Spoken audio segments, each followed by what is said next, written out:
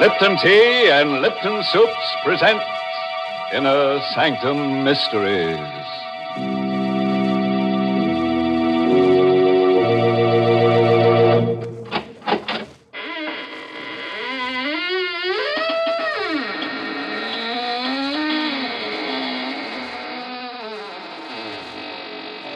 Good evening, friends of the Inner Sanctum. When you heard the sound of the squeaking door, it was exactly 30 seconds past the hour for murder. But don't worry. We won't keep you waiting much longer. Even as I talk to you now, our hero and his victim are standing beside me, wishing I'd dispense with formalities so they can get to more enjoyable pursuits, like murder. Now, isn't it funny, Mr. Host? I feel the same way in hot weather. You mean the heat makes you feel murderous? Now, this doesn't sound like our Mary. Please don't misunderstand me, Mr. Host. I mean the heat makes me want to dispense with formalities so I can get to more enjoyable pursuits, like serving myself and my friends tall, cooling glasses of iced Lipton tea in my backyard under the trees. What grand iced tea Lipton's makes. So gloriously full-bodied, so full of zip. And it's that brisk Lipton flavor that does it. A flavor that's never flat, but always spirited and satisfying. You see, brisk is the word the tea experts themselves use to describe the livelier freshness of Lipton's. And those same tea experts agree that in iced teas, brisk flavor is extra important. That's why, for the best iced tea you ever tasted, you should always insist on Lipton tea. It's good iced because it's brisk in flavor. So keep a frosty pitcher of iced Lipton tea always on hand. Thank you for those cooling thoughts, Mary. Now into our sizzling thriller, 8 Steps to Murder, written especially for Inner Sanctum by Emil Teppelman. This is the chronicle of a carefully calculated crime. A crime so twisted and subtle that it had to be blueprinted in advance. As Barry Kroger, in the role of Mark Durfee, the newspaper columnist, tells his story, we shall watch this crime develop, step by step. 8 Steps to Murder. When I decided to kill Basil Archer, I went about it like an architect, laying out the plans for a complicated building project. Only a fool leaves the details of such an undertaking to chance. I calculated every risk. I weighed every possibility of failure. I blueprinted each of the 8 necessary steps I had to take. My first step was to get a suitable weapon.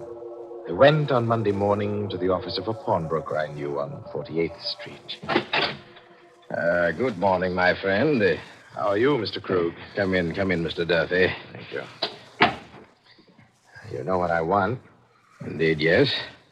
I have it here, exactly what you need. It's fully loaded. You can spin the barrel and see for yourself. Mm-hmm. It's a nice revolver. Looks a little awkward. Well, you said you wanted it with a silencer attached. Yes. How much for this, Mr. Krug? $250. What? That is the price, Mr. Duffy. You know, it's against the law to sell these. Well, yes, but $250. You will pay it, Mr. Duffy. Wow. All right. You know what I want this gun for. But naturally. You know I'm planning to kill someone with it. But naturally. Otherwise, would you want a silencer on it? You wouldn't be above a little honest blackmail, would you, Mr. Krug? Please, do not point that gun at me. It is loaded. I know that. What are you going to do? I regret this, Mr. Krug. I'm going to have to kill you. No, I swear to you. Save it. You'll be sorry for this. You will make a mistake. You will make a slip. There'll be no mistake. There will. You cannot think of everything. I have thought of everything. This is the first thing.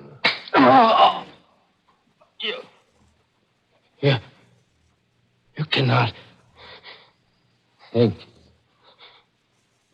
of everything. If I I left Krug's body where it lay and put the silenced revolver in my inside pocket and stepped out into the air. I stopped, stuck still. The rain suddenly coming down in buckets. I hadn't counted on it starting to rain.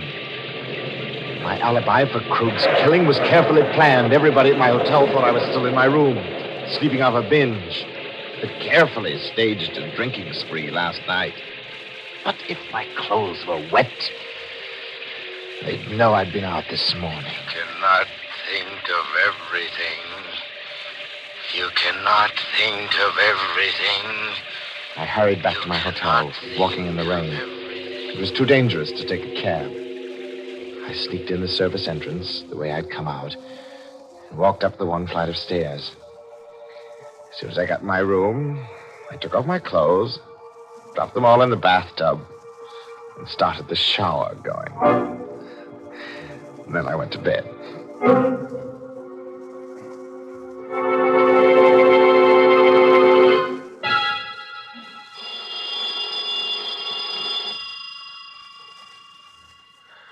About noontime, when the phone rang, I knew it was the clerk downstairs calling, because I'd left a call for 12.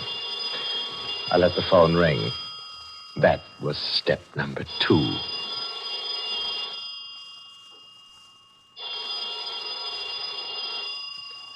A few minutes later, just as I expected, Ryan, the house detective, let himself into the room with his pass key.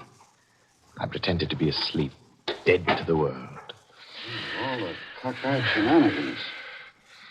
Boy, what a load he must have taken on last night. I heard Ryan go into the bathroom where the shower was still running, and then come out, muttering, and approach the bed.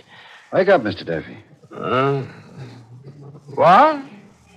Oh, my head. Oh, you must have been as high as a kite last night. Oh. You undressed in the shower.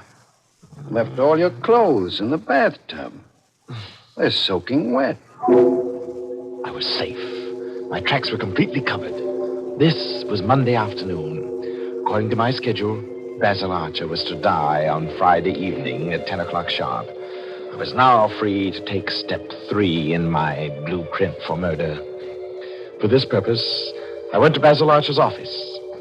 He was a theatrical producer, you see. His office was upstairs over the famous old Fantasy Theater, where Archer's new play was to open on Friday evening. As I opened the door of Basil Archer's office, I was quite cool. I'd rehearsed myself well. Basil was seated at his desk talking to Gregory Sutherland, the young and handsome author of the new play. Hello there, Mark. Glad to see you. Hi, Basil. Just dropped in to get a line on the new play. You know Greg Sutherland, the author? Sure. Greg, this is Mark Durfee. We've met. I tell you, Mark, Storm Over the Highlands is going to be the biggest hit of the season. Greg's written a fine play. Oh, I'm glad to hear that, Basil. Ought to go over big, especially with your wife doing the lead. Nina's a great actress. Confidentially, that's one of the reasons why I'm doing Storm Over the Highlands. It's just suited for Nina. Nina will be wonderful. Well, I guess she likes working with you, Mr. Sutherland. It's always a good idea for the author and the star of a play to work together. Oh? Have you and Nina been working together, Greg? Well, yes, Mr. Archer. We sort of thought if we could exchange ideas. I never saw two people put their heart and soul into a job like Nina and Sutherland here. They spend every minute they can together. Now, look here, Durfee, I don't like the way you said that. Oh, I'm sorry, Sutherland. You know I didn't mean anything. It's only what people are saying, seeing you both together so much. What's this all about, Mark? This is the first I've heard of anything. Oh, forget it, Basil. Oh, by the way, here's a package. I want to give it to Nina on opening night. I wonder if you put it in your safe for me till Friday. Why, sure, if you want me to. I'll put it here on the bottom shelf, next to the payroll money. Come in Friday evening during the first intermission, and I'll get it out for you. Fine. Are those all packages of money on the bottom shelf? Yes, over 100,000 in there. Receipts from my other shows. There you are, Mark. All safely locked up. What kind of a present is it? I'd rather keep that a secret till Friday.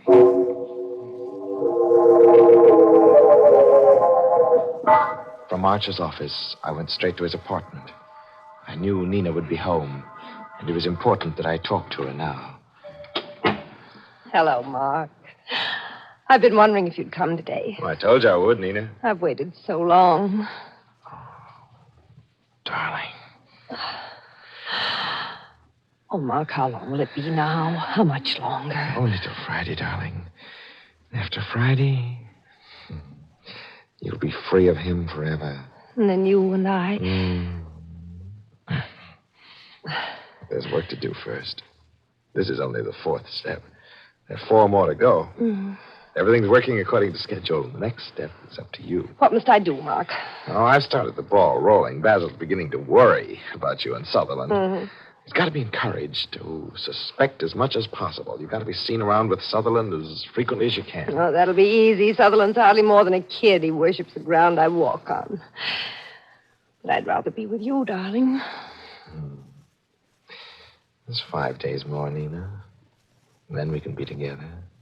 Always.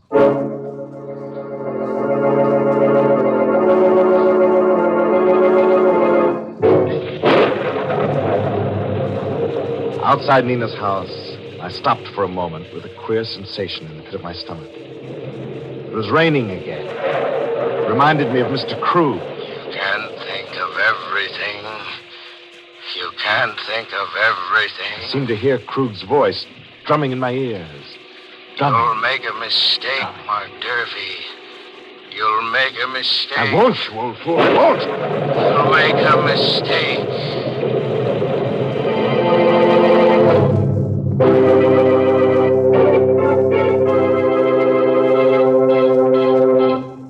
Oh, poor Krug.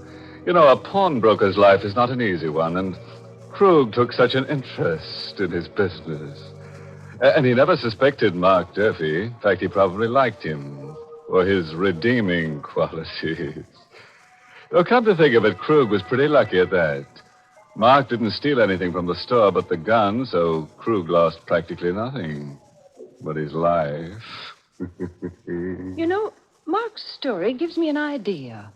I'd like to draw up a blueprint myself. Yes, Mary, another blueprint for murder. Oh, now, Mr. Host. I'd call mine a blueprint for summer refreshment. And I'd like to do it in sound. First, I'd start with the creak of porch rockers on shaded summer streets and the murmur of backyard gardeners in the lilac dust. And with the teensters home from school, there'd have to be some sweet swing music, of course.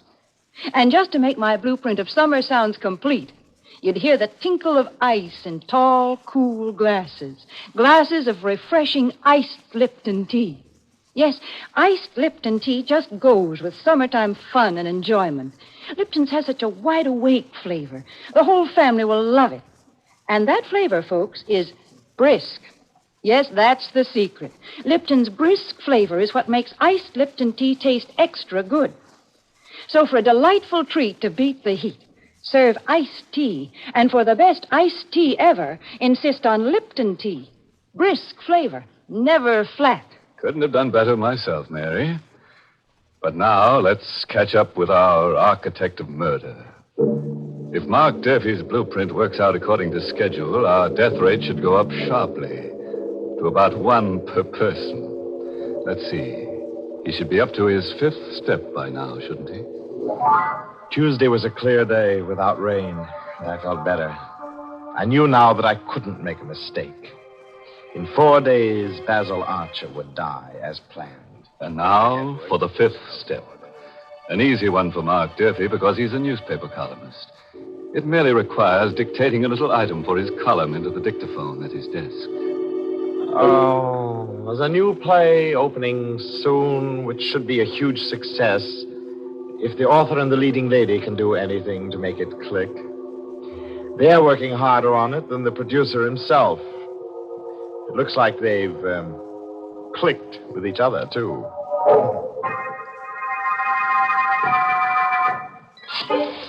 And now, the 6th step. 8 steps to murder, and this is number 6. Just a couple of telephone calls to set the 6th step in motion. Hello?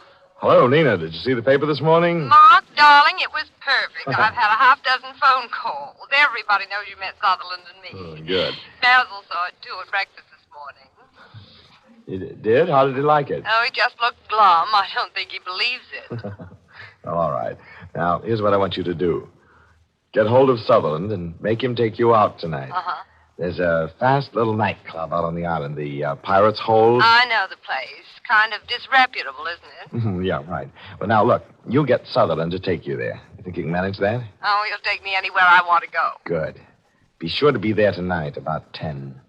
I'll take care of the rest.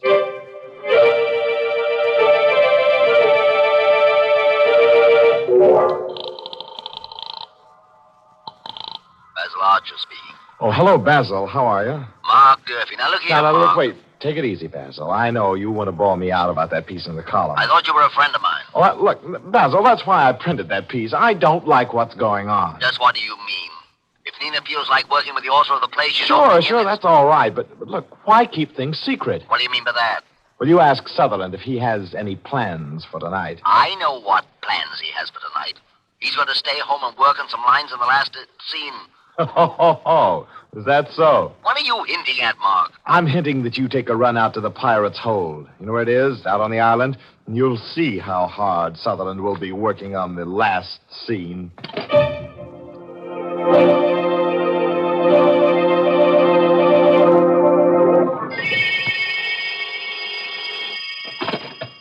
Hello? Mark, this is Nina. Oh, where are you? I'm calling from the Pirate's Hold. Basil was just here. Oh, good. Did he find you with Sutherland? Well, naturally, I did just what you told me to. Fine. Everything is set for tomorrow. You're sure everything will be all right? Oh, yes, quite sure. Now, this is what I want you to do tomorrow. Just before the show opens, you'll take sick. Oh. Basil will have to put in an understudy for you. Yes, I can do that all right. Then you'll dismiss the servant. Yes. Now, remember this clearly, Nina. You're going to be my alibi for the hour between 9 and 10. Understand? I understand, Mark. I'll be over at 9. But I'll leave a few minutes later by the back way. Only you'll swear that I stayed till a few minutes after 10. Is that clear? Yes, Mark. And good luck.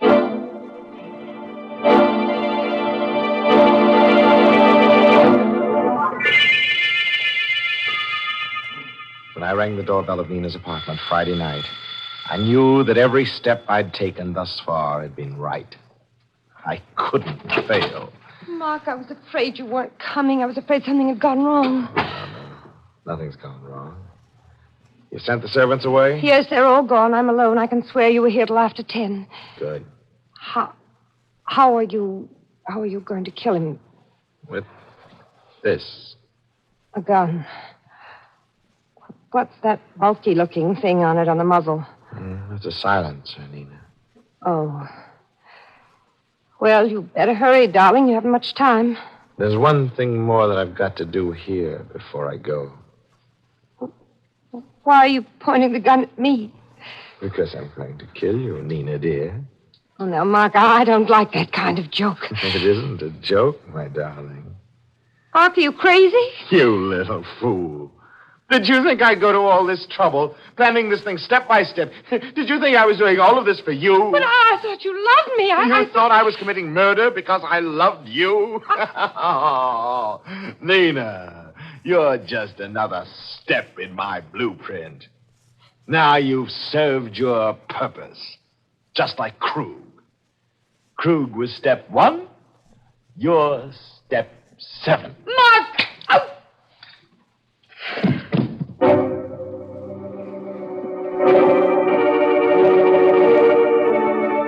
I made sure Nina was dead, and then I hurried out and went to Basil Archer's office. I had to be sure my timing was right. This was the 8th and the final step. I knew Basil would be in his office during the first intermission, so... Hello, Basil. Oh, it's you, Mark. Come in. I want to talk to you. What about, Basil?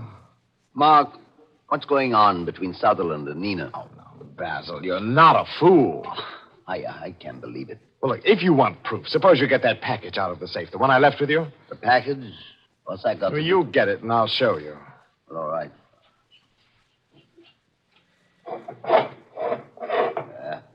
Well, here's your package. Now, what do you want to show me? Still got all that cash in the safe, huh? You know I always have it here. Yes, I know. Say, What are you doing with that revolver? Look, Basil. Look into the muzzle. What the devil? That's just right. Oh!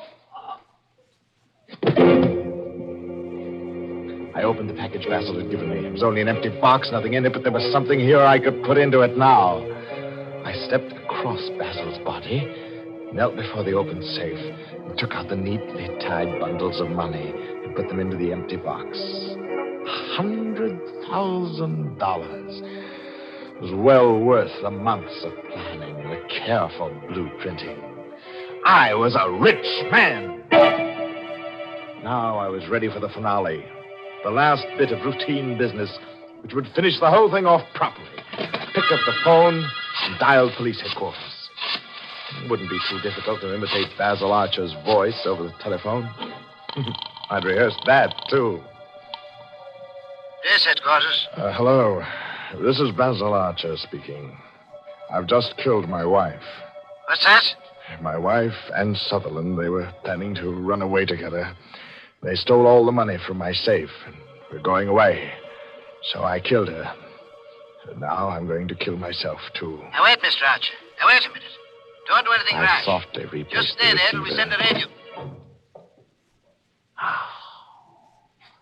Now, everything was set.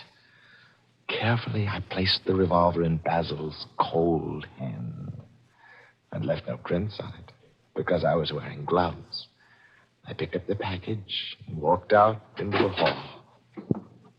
But in the hall, I stopped short. Someone had just come into the building downstairs.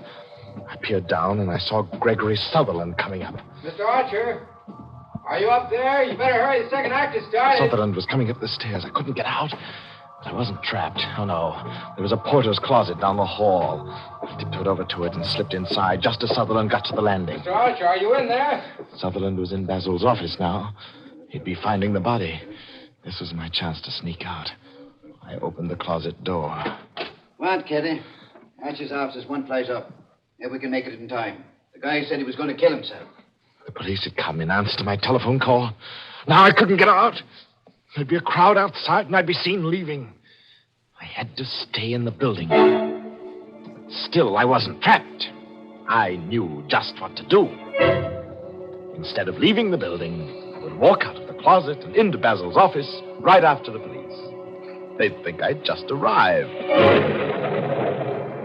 I stepped out of the porter's closet. I started for the door of Basil's office.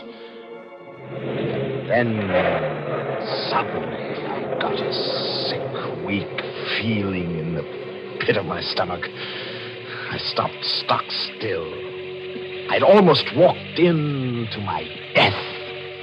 It was raining outside. Suppose I walked in there with my clothes all dry, claiming that I'd just come in from the street. They'd know that I'd been hiding in the building all the time. The rain, that rain, it almost tricked me again. You can't think of everything. You'll make a mistake. You can't think of everything. I can, you old fool. I'll show you. I hurried back into the porter's closet. I knew how to beat this, too. I turned on the faucet in the sink. Splashed and drenched myself from head to foot.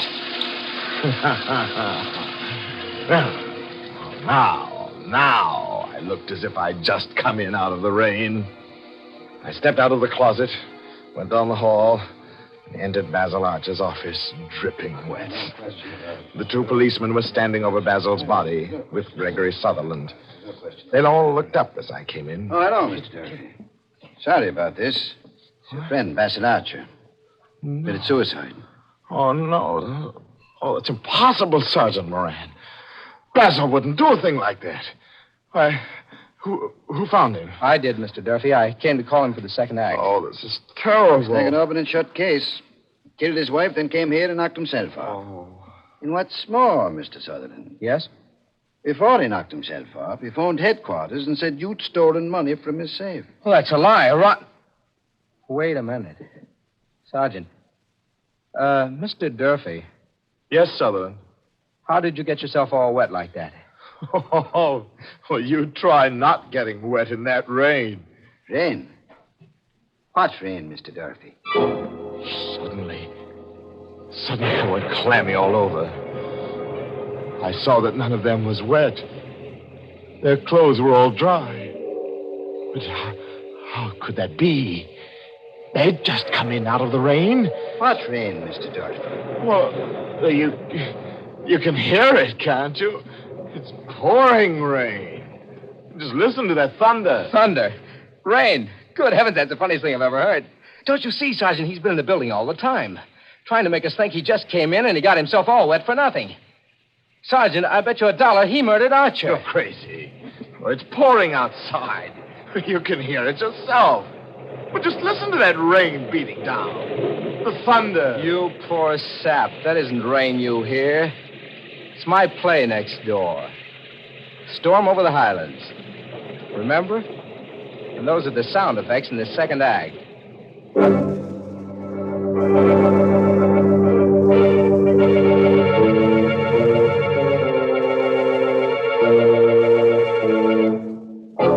So, it looks like Mark Durfee was all wet. In fact, he got himself so soaking wet, he practically liquidated himself. But cheer up, I'm sure he won't spend more than 6 months in jail. And that wouldn't be so bad, would it? If they weren't going to execute him afterward. Poor Mark. If only someone had told him. Told him what, Mary? Well, look, Mark took 8 steps to get in the cooler when you really only have to take 1 step to get cool. Sure, just step down to the grocer's and get a large economical package of brisk Lipton tea. Then keep a pitcher of iced Lipton tea always on hand and help yourself to its cooling refreshment off and on throughout the day. That's all there is to it. And you'll find Lipton's makes perfect iced tea because Lipton's is never flat. It always tastes delightfully tangy and full-bodied. That's why this summer, when you want iced tea, you should be sure to use the tea with the brisk flavor. Ask your grocer tomorrow for Lipton's.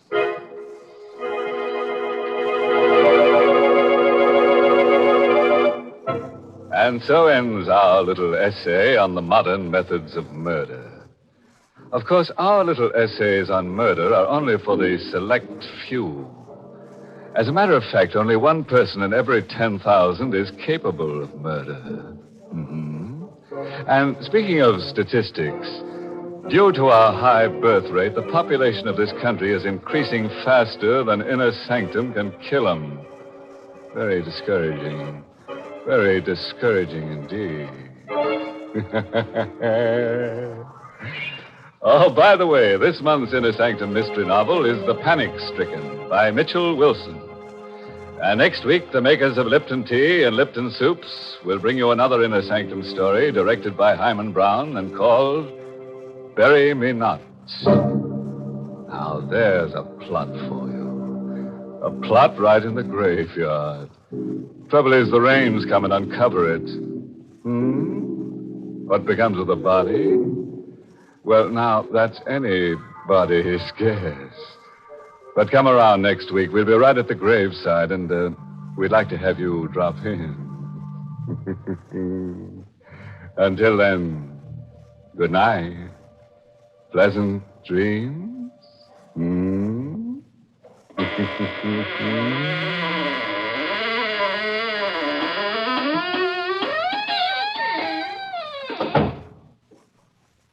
Now that summer's here, keep cool by keeping out of the kitchen.